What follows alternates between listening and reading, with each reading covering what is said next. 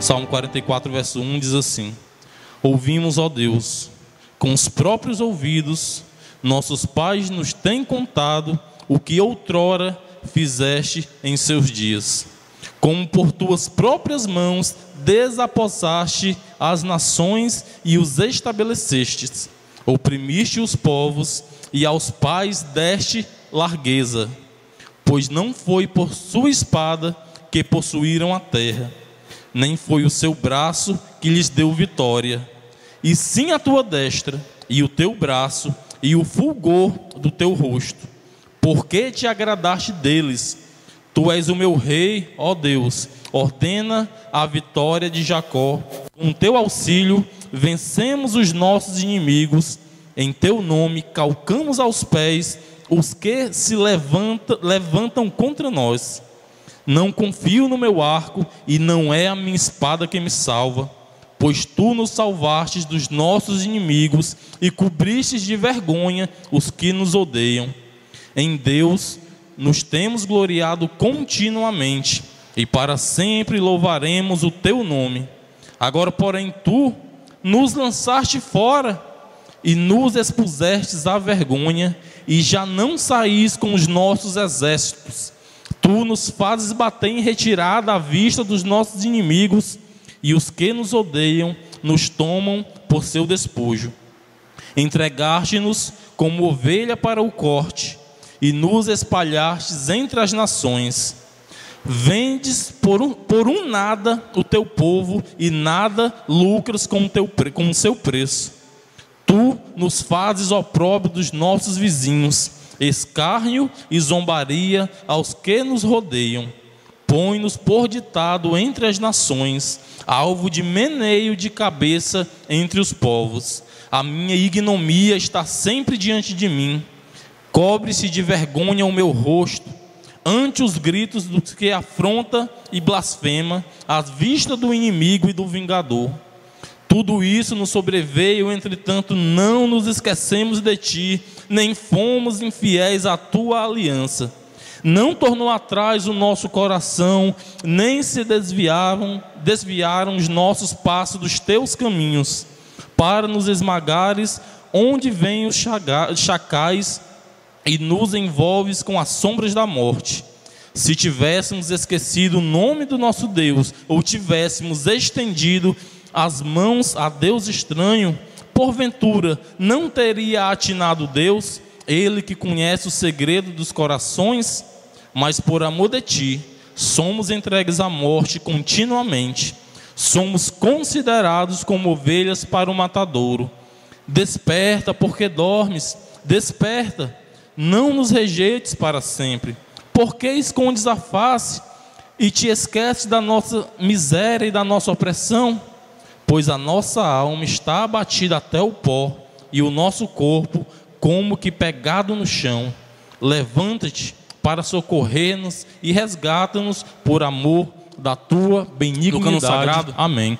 Mais especificamente no livro de Salmos, nós temos aqui nada mais, nada menos do que uma coletânea de louvores, uma coletânea de orações de homens que, mesmo sofrendo, mesmo sendo perseguidos, eles confiavam em Deus e depositavam a sua confiança em Deus. Dos 150 salmos contidos na Bíblia, a grande maioria é do rei Davi. Eu mesmo, até pouco tempo atrás, eu achava que todos os salmos eram de Davi. Não, apenas 73. Dentre outros salmos, nós temos salmos de Asaf e salmo dos filhos de Corá. Até Moisés tem salmos nesta coletânea de 150 capítulos. Queridos, e aqui mais especificamente no salmo de número 44, Deus falou muito fortemente comigo, porque quando nós vemos aqui a partir do verso 1, ouvimos, ó Deus, com os próprios ouvidos, nossos pais nos têm contado o que outrora fizeste em seus dias. Amados, aqui quem está falando são os filhos de Corá, mas quando fala filhos, não exatamente filhos, mas quer dizer que são da descendência de Corá, aquele que se rebelou contra Moisés, e o povo ali no deserto, perdão. E ali, aqui, os filhos dele chegam a um tempo, chega uma determinada época da história do povo de Israel e ele diz: Senhor, ouvimos, ó Deus, com os próprios ouvidos, nossos pais nos têm contado o quê? O que outrora fizeste aos seus dias. Verso 2: como por tuas próprias mãos desaposaste as nações e os estabeleceste, oprimiste os povos e aos pais deste largueza.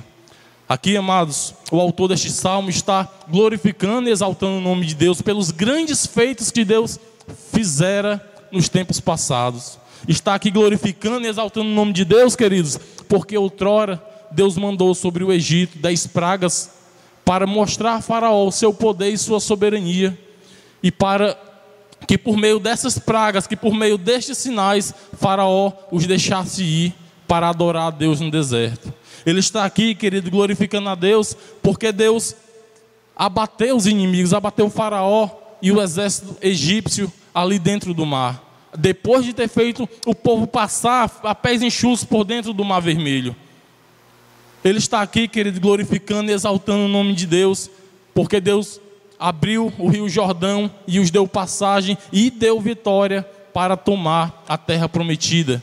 Ele diz aqui no verso 2: como por tuas próprias mãos desapossaste as nações e os estabeleceste. Sim, querido, ele está glorificando e exaltando o nome do nosso Deus por ter desbaratado, por ter exterminado ali aquele povo de nações ímpias, de nações pagãs. Sim, Deus deu vitória ao povo de Israel e estabeleceu o povo ali na Canaã, na terra que Deus tinha prometido a Abraão. Então, queridos, ele está aqui glorificando a Deus ainda no verso 3, pois não foi por sua espada que possuíram a terra, nem foi o seu braço que lhes deu vitória, e sim a tua destra e o teu braço e o fulgor do teu rosto, porque te agradaste deles. Sim, querido, Deus os escolheu e Deus se agradou daquele povo.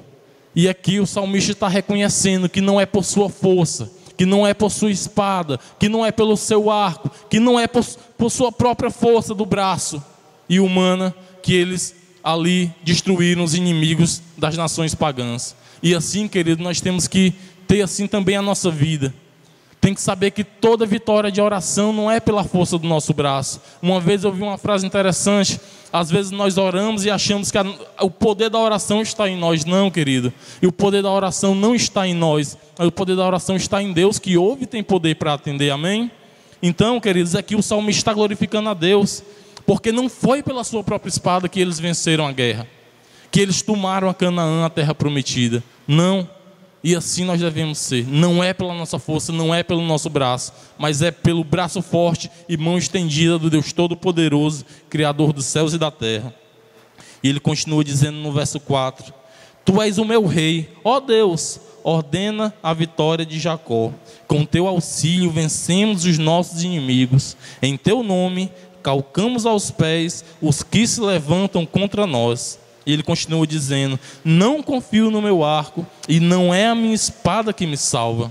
Verso 7: pois tu nos salvastes dos nossos inimigos e cobriste de vergonha o que nos odeiam. Verso 8: em Deus nos temos gloriado continuamente, e para sempre louvaremos o teu nome. Querido, muitas pessoas atualmente não têm reconhecido o poder e a soberania de Deus, têm achado que suas vitórias, que suas conquistas vêm de si mesmo, vêm de seu próprio braço. Mas não, querido, toda a nossa conquista, toda a nossa vitória, seja na nossa vida espiritual, seja na nossa vida familiar, tudo vem do Senhor. Toda guerra vencida, toda batalha vencida em oração, vencida em jejum, vencida em propósitos, não vem de nós. E aqui o salmista estava reconhecendo isso. Estava reconhecendo, porque pelo braço forte e mão estendida do Senhor, eles venceram as guerras, eles venceram as batalhas e tomaram posse daquela terra prometida. E assim nós devemos ser. Eu não falo aqui de terra prometida como alguns pregadores têm pregado, que é uma vida regalada financeiramente. Não, querido. Nós temos uma terra a buscar, nós temos uma terra a alcançar. E essa terra não é aqui. Essa terra é uma terra celestial. É um lugar celestial, uma morada eterna. E nós devemos batalhar. Nós estamos em guerras constantes. Sim, nós estamos no meio do deserto nesse momento. Nós estamos nesse momento sendo provados por Deus e sendo perseguidos por inimigos que nos rodeiam. Sim, a palavra de Deus diz que o diabo, o vosso adversário, está ao vosso derredor, buscando a quem possa tragar. Então, querido, a terra prometida é a Canaã celestial. E nós estamos a caminho dela, no meio desse deserto, no meio dessas provações. E devemos ser aqui que nem os salmistas, os filhos de Corá, que disseram que não é pela sua própria força, não é pelo seu próprio braço. E aqui, no Salmo 44, do verso 1 ao verso 8, o que é que nós aprendemos? Ele lembra do passado, ele glorifica a Deus por seus grandes feitos e reconhece a sua insignificância e pequenez, e reconhece quão grande é o Senhor, e agradece a Deus pelas vitórias nas guerras passadas, e termina reconhecendo que não é pela força do seu braço, não é pelo seu arco, e não é pela sua espada que eles vencem as guerras. Sim, e eles glorificam a Deus. Ele termina o verso 8, querido, dizendo: em Deus nós nos temos gloriado continuamente, e para sempre louvaremos o seu nome. Então, querido, aprendemos aqui homens que glorificam a Deus, lembrando do passado, lembrando de quando Deus os tirou ali da opressão do maligno, tirou ali do meio da escravidão, e quão grandes vitórias Deus os tem dado desde o passado. Mas aqui no verso 9, ele vai mudar um pouco. Ele vai dizer, ele começa dizendo do passado, só que aqui, a partir do verso 9, ele vai falar como está aquele tempo, como estava no tempo dele. Ele vai falar agora, ou seja, atualmente, hoje em dia, nos dias de hoje, ele vai dizer, no verso 9: agora, porém, tu nos lançaste fora e nos expuseste à vergonha, e já não saís com os nossos exércitos. Querido, em determinado tempo da história, o salmista para e diz: Senhor, mas agora o Senhor já não sai com os nossos exércitos, pelo contrário, tu nos deixa que sejamos envergonhados. Tu já não sai com os nossos exércitos, tu, Senhor, já não batalha, já não peleja ao nosso lado, como nos tempos passados. E ele continua dizendo no verso 10: tu nos fazes bater em retirada à vista dos nossos inimigos, e os que nos odeiam nos tomam por seu despojo. Querido, naqueles tempos, no tempo onde o autor escreveu, já era diferente. Aquele homem deveria estar ali acuado em algum canto, talvez dentro de uma caverna, para se esconder de seus inimigos, e ele escreve orando a Deus: Senhor, mas agora, Senhor, outrora tu nos fizeste vencer guerras, nos fizeste derrubar e abater os inimigos, tu pelejava ao nosso exército, mas agora não. Agora tu nos entrega a vergonha, agora tu nos entrega ao opróbrio, agora tu permite, Senhor, que os nossos povos, agora tu permite, Senhor, que o povo de Israel fuja diante dos povos pagãos, dos povos inimigos. Verso 10: tu nos fazes bater em retirada, Senhor. Não é mais como antes, à vista dos nossos inimigos, ainda no verso 10, e os que nos odeiam nos tomam por despojo.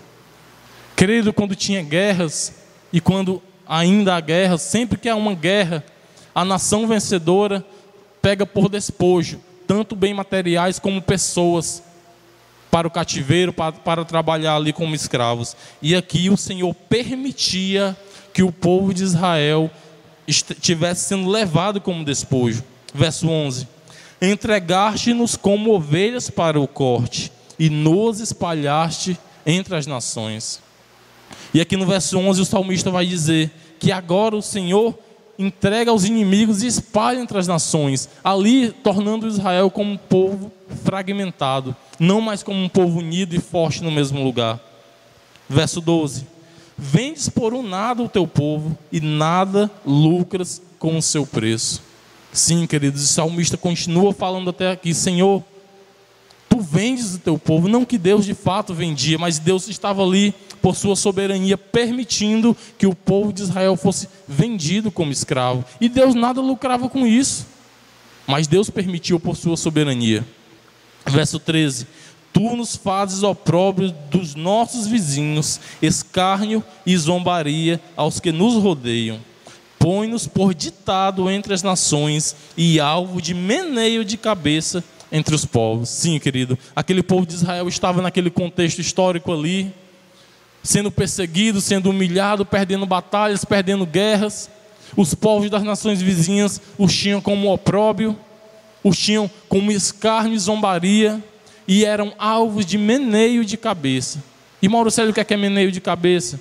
É quando as pessoas olham com desprezo e balançam a cabeça num gesto de reprovação. Sim, e ali aquele povo de Israel estava sendo oprimido, estava sendo perseguido e estava perdendo batalhas. Verso 15: a minha ignomia, querido, significa vergonha. A minha ignomia está sempre diante de mim, cobre-se de vergonha o meu rosto, ante os gritos dos que afronta e blasfema à vista do inimigo e do vingador. Sim, querido, o salmista estava ali se derramando diante de Deus e dizendo: Senhor, as pessoas zombam de nós. Outrora não, outrora nós tínhamos vitória, agora nós somos derrotados.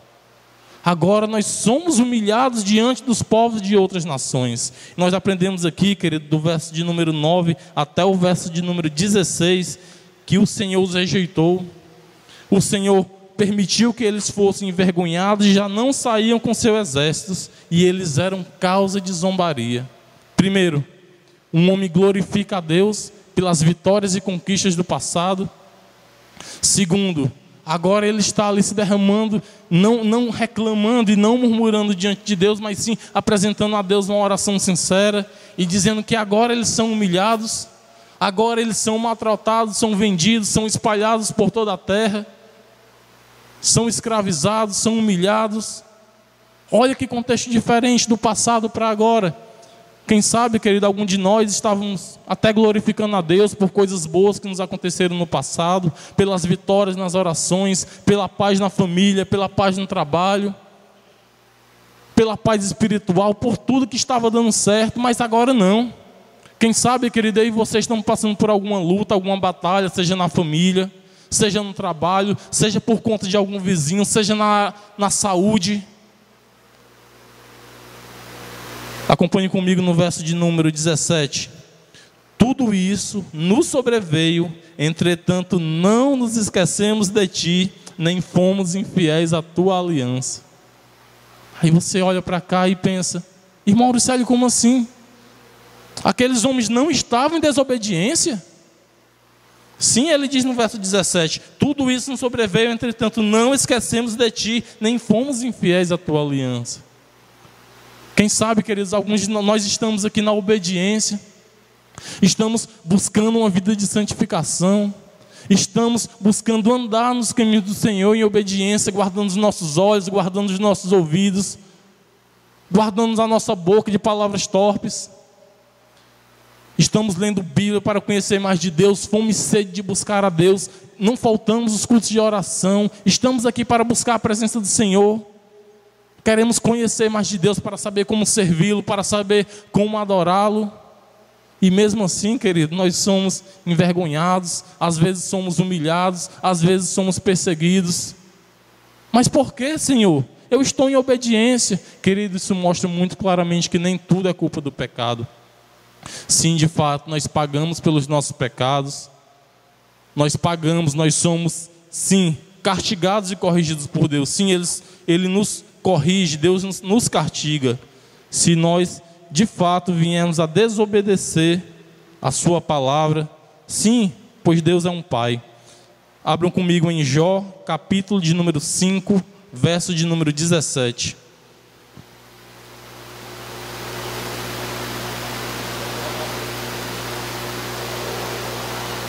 Jó, capítulo de número 5, verso de número 17. Diz assim a palavra do Senhor: bem-aventurado é o homem a quem Deus disciplina. Não desprezes, pois, a disciplina do Todo-Poderoso, porque Ele faz a ferida e Ele mesmo a ata.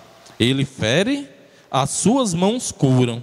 De 6 angústias te livrará, e na 7ª o mal não te tocará. Sim, querido, de fato, Deus, como um Pai bondoso e amoroso, Ele também nos corrige, Ele nos castiga, Ele nos disciplina quando nós pecamos, quando nós o entristecemos. Só que não aqui, querido. Aqui, o salmista está dizendo que não se desviaram os passos dele dos caminhos do Senhor. Eles não deixaram de atentar para a lei de Deus. Eles não buscaram auxílio em bezerros de ouro. Não. Ele está dizendo, tudo isso nos sobreveio. A derrota, o opróbrio, a ignomia, o descaso nos sobreveio. Mas nós não te desobedecemos, Senhor. Nós olhamos também para a vida de Jó. Jó capítulo 1, verso 1 vai dizer que ele era um homem íntegro, reto, temente a Deus e que se desviava do mal. Jó capítulo 1, verso 6 diz a mesma coisa. E Jó capítulo 2, verso, se não me engano, verso 4 ou verso 5. Que Jó era um homem íntegro, integridade, reto, retidão, temor, que temia a Deus, um amor reverente e se desviava do mal.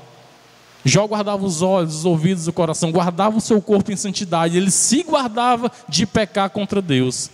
O que foi que aconteceu com Jó?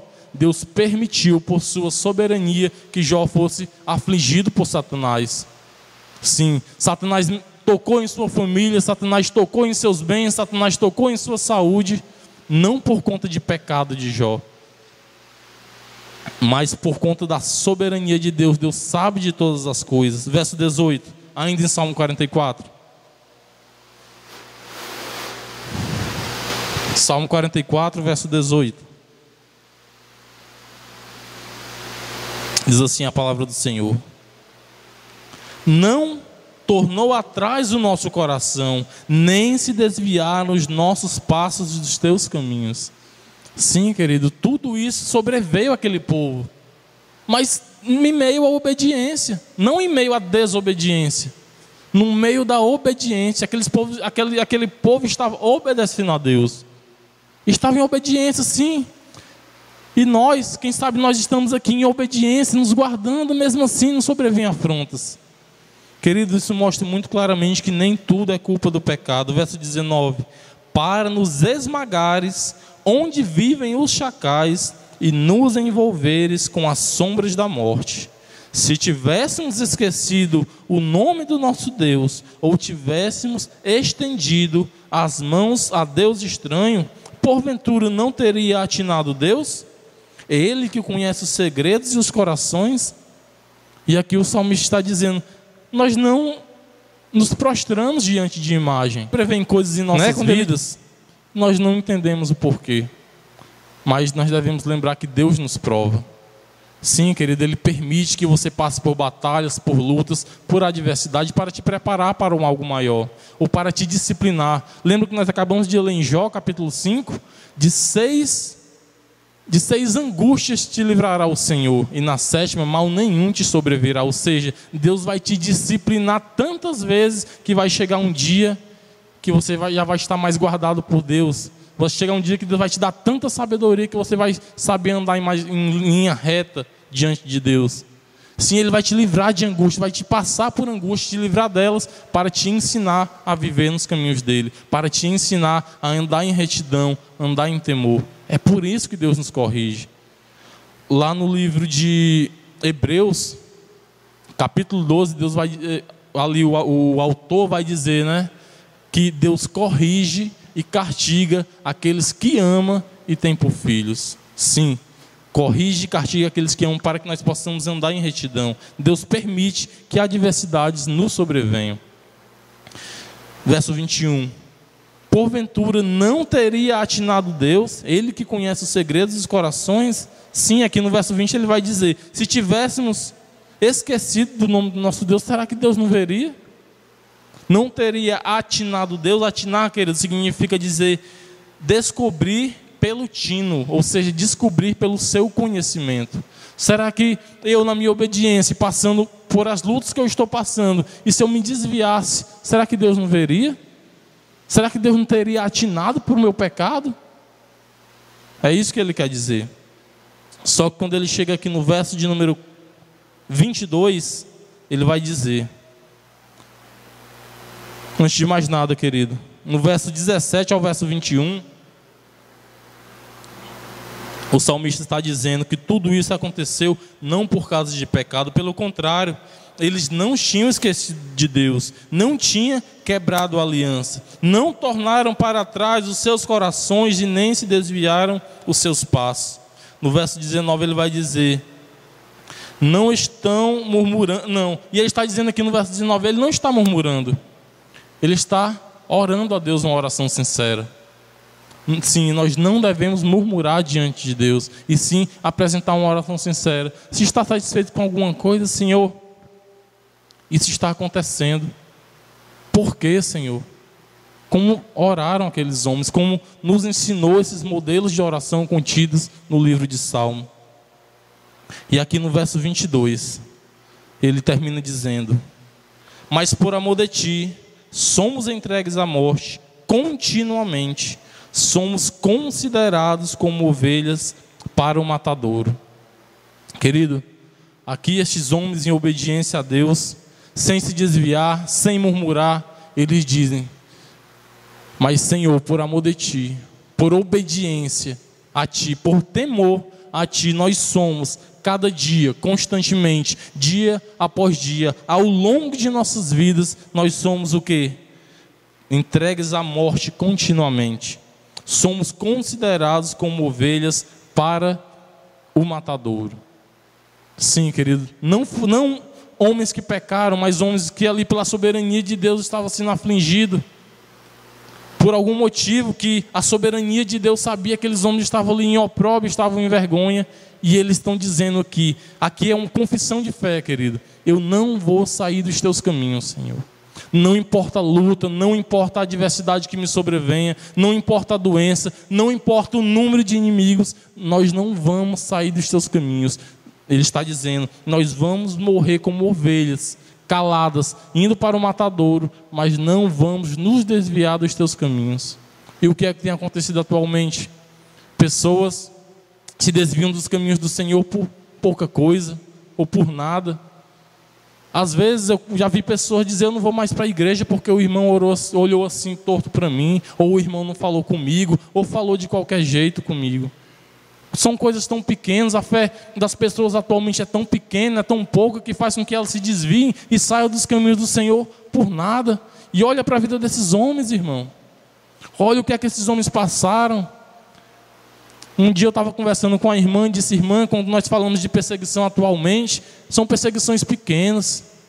São perseguições por parte de um familiar, de um filho, de uma filha, de uma nora, de uma mãe ou de um vizinho. Mas não, querido, aqui eram perseguições ferrenhas de morte, de nações que vinham armadas com espadas. E aqui estes homens, em prova de fé, em prova de confiança em Deus, eles dizem: Senhor, por amor de ti, somos entregues à morte continuamente, somos considerados como ovelhas para o matadouro. Abra comigo, querido, em Romanos capítulo de número 8. Glórias a Deus, aleluia. Glorificado e exaltado seja o nome do Senhor.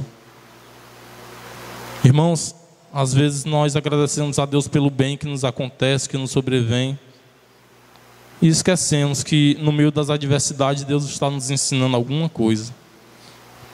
Está nos fortalecendo, está nos edificando, está nos guardando para si, está fortalecendo a nossa alma e nosso coração, para que nós possamos, amados, assim, obedecê-los de forma mais reta, mais justa diante dele, com mais fé, com mais veemência, com mais confiança, com mais perseverança. Quem conhece um pouco sobre o serviço militar sabe que os soldados não são tratados à sombra e água fresca, não, mas é debaixo de sol, é debaixo de luta, é debaixo de exercícios pesados, porque eles sabem que na guerra que eles vão enfrentar não vai ser moleza, não vai ser fácil. Então, querido, é assim que Deus nos trata. Você está no meio de um deserto hoje. Nós, como conhecedores da palavra de Deus, sabemos que a igreja passa e passará por uma grande tribulação. Será que você está se preparando para essa guerra que está por vir? Será que você está buscando a Deus em oração, fortalecimento devido para aquele grande momento de tribulação que está por vir, para provar toda a população de crentes desta terra? Ou será que nós estamos vivendo como soldados, deixando a armadura de lado e não treinando? Deixando a espada de lado, deixando o escudo de outro? As armaduras espirituais, que são o escudo da fé, o capacete da salvação, a espada do Espírito, a couraça da justiça e as sandálias da preparação do Evangelho? Ou será, querido, que nós temos de fato, estamos ali como soldados, nos preparando, lendo Bíblia, pedindo fortalecimento a Deus em oração, jejuando para mortificar a carne e vivificar mais o Espírito em nossas vidas? Sim, querido. Guerra, sobrevirá a guerra. Não é mais questão de talvez, mas de fato vai acontecer. E o chamado de Deus, querido, através de sua palavra, é que a igreja se fortaleça, busque fé. O apóstolo Paulo falou à igreja de Tessalônica em Tessalonicenses capítulo 5, 1 Tessalonicenses capítulo 5, verso 17, ele diz 3 palavrinhas: orai sem cessar. Não devemos cessar de orar, queridos, devemos nos consagrar mais, buscar mais a Deus em oração, buscar de fato um avivamento espiritual, um avivamento pessoal, uma vida de comunhão com Deus, você e eu, querido, buscar. Sim, quando você estiver fraco, Deus pode me usar para te fortalecer ou vice-versa. Quantas vezes eu cheguei fraco em algum de vocês ali conversando comigo, você nem sabe, mas foi usado por Deus para me edificar. E assim nós devemos ser um com os outros. Lá em 1 Tessalonicenses capítulo 4, verso 18, o apóstolo Paulo diz: edificai ou consolai-vos uns aos outros com essas palavras. Palavras do arrebatamento, a palavra do céu, a palavra de que tudo isso aqui nesta terra vai acabar. E nós um dia moraremos com o Pai na eternidade. Devemos, querido, estar fortalecidos para fortalecer um ao outro. Jesus, quando mandou, ele mandou de 2 em 2, porque se um cair, um levanta o outro. Sim, querido, virá guerra. E aqui esse povo, em contexto de guerra, em contexto de perseguição, diziam: nós não vamos sair dos teus caminhos, Senhor. Nós vamos perseverar aqui, nem que a gente morra. Romanos capítulo 8, a partir do verso de número 31, diz assim a palavra do Senhor: que diremos, pois, à vista dessas coisas? Se Deus é por nós, quem será contra nós? Aquele que não poupou seu próprio filho, antes por todos nós o entregou, porventura não nos dará graciosamente com ele todas as coisas? Quem intentará acusação contra os eleitos de Deus? É Deus quem os justifica. Quem os condenará? É Cristo Jesus quem morreu, ou antes quem ressuscitou, o qual está à direita de Deus e também intercede por nós. Quem nos separará do amor de Cristo? Será tribulação, ou angústia, ou perseguição, ou fome, ou nudez, ou perigo, ou espada? Como está escrito: por amor de ti, somos entregues à morte o dia todo. Fomos considerados como ovelhas para o matadouro. Em todas essas coisas, porém, somos mais que vencedores, por meio daquele que nos amou. Porque eu estou bem certo de que nem morte, nem vida, aleluia, nem os anjos, nem os principados, nem as coisas do presente, nem do porvir, nem poderes, nem altura, nem profundidade, nem qualquer outra criatura poderá separar-nos do amor de Deus que está em Cristo Jesus nosso Senhor. Aleluia, glória a Deus. Irmãos, aqui o apóstolo Paulo escreve na igreja de Roma. Igreja também, como toda igreja primitiva, era perseguida pelo governo, era perseguida pelos religiosos daquela época. E aqui também, neste contexto de perseguição, ele está dizendo, está fortalecendo a igreja com estas palavras. Aqui no verso 36, ele vai citar o Salmo 44, que nós acabamos de ler no verso 22. E ele diz: como está escrito, por amor de ti somos entregues à morte o dia todo. Somos considerados como ovelha para o matadouro.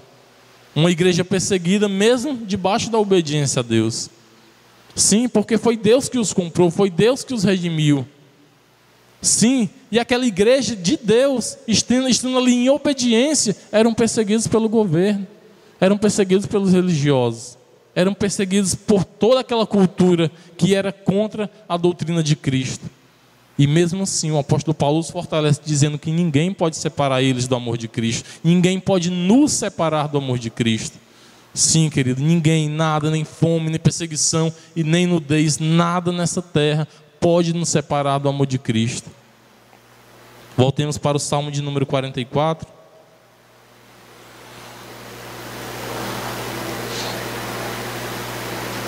Glória a Deus, aleluia.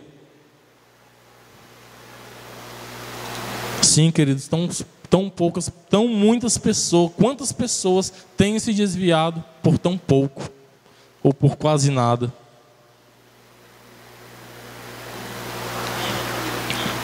Salmo 44, verso de número 23.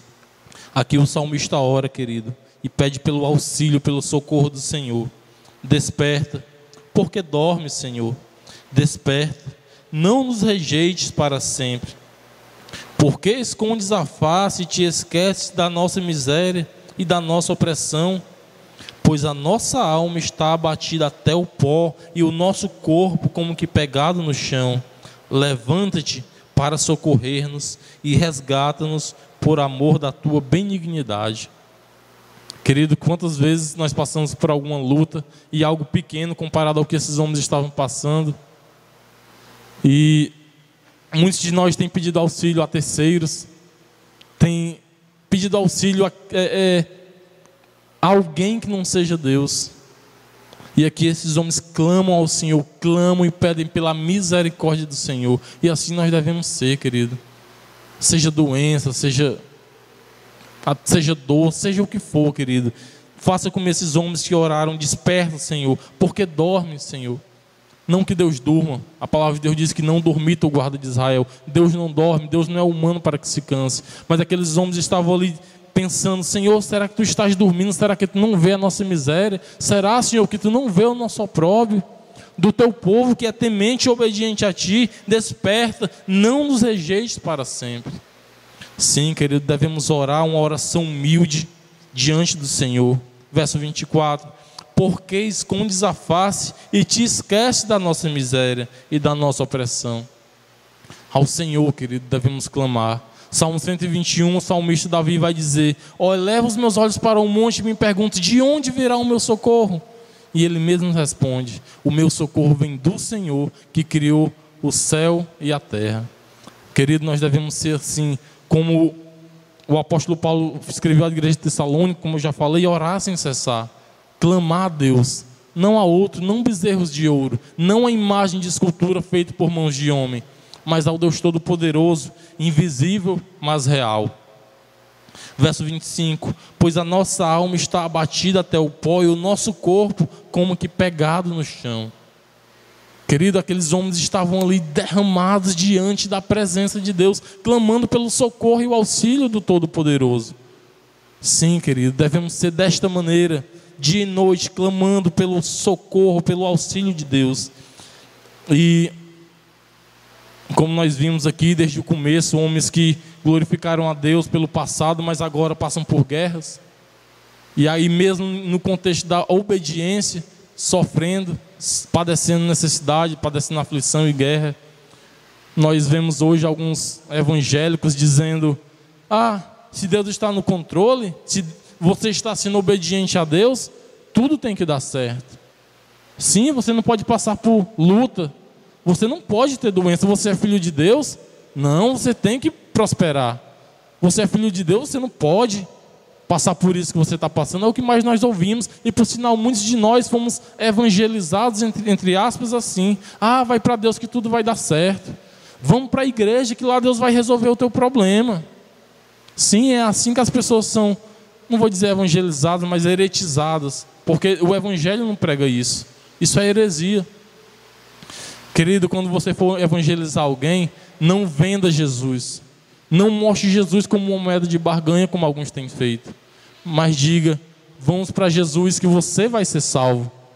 Eu vou resolver o meu problema, diga, mesmo que não resolva, Jesus morreu para te dar salvação, não dinheiro. Sim, crente também fica doente. Nós vemos o apóstolo Paulo dizendo a Timóteo: Timóteo, não toma só água, mas toma também um pouco de vinho por conta do teu estômago. Homem doente. Davi esteve doente. Então, homens de Deus nesta terra estiveram doentes. Nós também padecemos doença. Não, mas nós não podemos passar por luta. Será? Abre comigo, querido, no livro de 2 Coríntios. 2 Coríntios, capítulo de número 11. Será que o crente não pode passar por luta, não pode passar por adversidade? Será que tudo vai dar certo, tudo vai ser as mil maravilhas?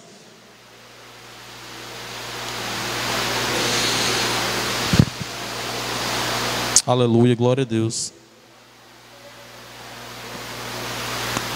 Aleluia. 2 Coríntios capítulo 11, queridos, a partir do verso de número 24, diz assim a palavra do Senhor. Antes de mais nada, quero dizer quem está falando aqui. O apóstolo Paulo, aquele que viu a Cristo, aquele que foi arrebatado ao terceiro céu, aquele que dos 27 livros do Novo Testamento, 13 ele escreveu, talvez 14. Os estudiosos suspeitam que ele também tenha sido o autor do livro aos Hebreus. Homem de Deus, servo do Senhor, apóstolo de Cristo, escolhido. Olha o que é que este homem diz. 5 vezes recebi dos judeus uma quarentena de açoite menos um. Fui 3 vezes fustigado com varas, 1 vez apedrejado, em naufrágio 3 vezes. 1 noite e 1 dia passei na voragem do mar. Verso 26, em jornada muitas vezes, em perigos de rios, em perigos de salteadores, em perigos entre patrícios, em perigos entre gentios, em perigos na cidade, em perigos no deserto e em perigos no mar, em perigos entre falsos irmãos, em trabalhos e fadigas, em vigílias muitas vezes, em fome e sede, em jejum muitas vezes, em frio e nudez. Querido, o apóstolo Paulo não só era obediente a Deus, mas foi um dos maiores homens de Deus que passaram por essa terra. Um dos maiores, se não for o maior missionário que passou desta terra. A prova disso está nas suas mãos. Este homem, servo do Senhor, o apóstolo Paulo, nós vemos aqui uma lista de aflições que aquele homem passou. Fome, frio, nudez, perseguição, perigos. Em todo canto que aquele homem ia. O barco dele naufragou, querido. Quantas vezes, irmão Célio? 1, 2, 3 vezes. Escapou de mortes. Foi açoitado, foi preso. E quando ele estava preso, o que é que ele fazia? Ele murmurava? Não, querido. Paulo e Silas presos louvaram na prisão. Quantos de nós temos louvado no meio da perseguição? Quantos de nós temos glorificado, orado a Deus e agradecido a Deus até pelas dificuldades? Não, querido, muitos de nós temos murmurado. Murmuração, essa é uma palavra tão pesada na Bíblia. Quando nós olhamos para o Pentateuco, quando Deus lá em Êxodo tirou o povo da terra do Egito, querido, do Egito até o deserto, murmuração. Murmuração, quantas vezes essa palavra se repete? Por quê? Porque estava faltando comida, porque estava faltando bebida, e quando Deus deu a comida, eles reclamaram: só tem isso, queremos carne. Murmuração, por conta da murmuração, toda aquela geração, quase toda, apenas 2 entraram, Josué e Caleb, mas todo o restante, por volta de 3 milhões de pessoas, deixaram de entrar na terra prometida por causa de murmuração. Fome, frio, nudez, luta, adversidade, doença, nós vamos passar por isso, e é no meio disso que nós devemos glorificar e exaltar o nome de Deus, e não murmurar, querido. Sabe, quando você passa por uma doença, tenha certeza, depois dessa doença, o teu corpo vai estar mais fortificado da próxima vez. O que é que eu quero dizer com isso? Que nas aflições nós somos fortalecidos. Sim, querido. O apóstolo Paulo, ele tinha um espinho na carne. A controvérsia do que seria esse espinho na carne, alguns dizem que era uma doença, alguns dizem que era algo espiritual que o afligia, alguns dizem que eram inimigos. Não importa o que seja, o que importa é que no meio daquele espinho, daquela coisa que afligiu o apóstolo Paulo, ele não murmurou, pelo contrário, ele agradeceu, ele disse: tenho prazer nas fraquezas, pois por meio da fraqueza o poder de Deus se aperfeiçoou em mim. Querido, de fato, seria hipocrisia da minha parte dizer que é bom passar por luta. Não, é aflição, mas é bom depois. O apóstolo Paulo disse que essa leve e momentânea aflição e perseguição que nós passamos produz para nós um peso eterno de glória.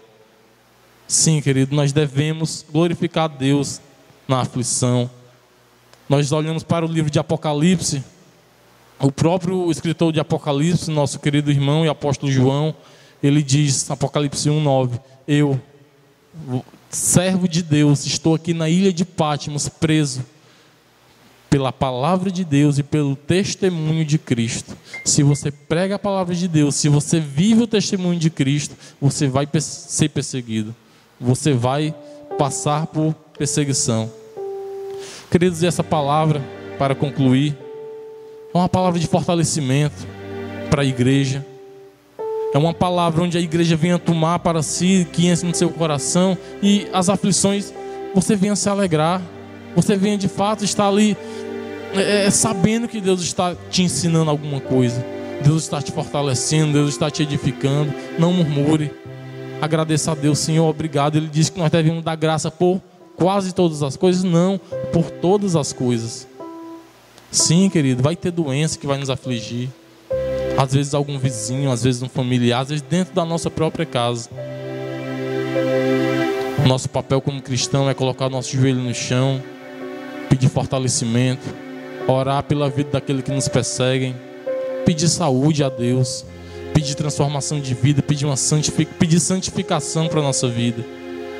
Porque a promessa de Deus para aquele que quer servir é: foste chamado não somente a crer, mas também a padecer por Cristo. Filipenses capítulo 1, verso 29. O que foi que Cristo nos disse? Toma a tua cruz. Querido, cruz, instrumento de tortura. Salmo de número 34 vai dizer: muitas são as aflições dos justos, mas Deus o livra de todas. Cristo disse o quê? Passareis por aflições. O que é que você me diz agora? Aí isso nos faz, querido, sentar aí no nosso lugar e relaxar. Obrigado, Senhor. Eu estou no caminho certo. Se você não está passando por luta, aflição, adversidade, preocupe-se. Porque a promessa para aquele que quer ser cristão é tomar uma cruz, é ser perseguido, é ser zombado. Sim, querido. Que a igreja seja fortalecida com essa palavra em nome de Jesus Cristo. Espero que a igreja possa ter entendido em nome de Jesus. E aqui eu agradeço a minha rica oportunidade. Eu convido a igreja a estar ficando de pé para que nós possamos glorificar e exaltar o nome do Senhor.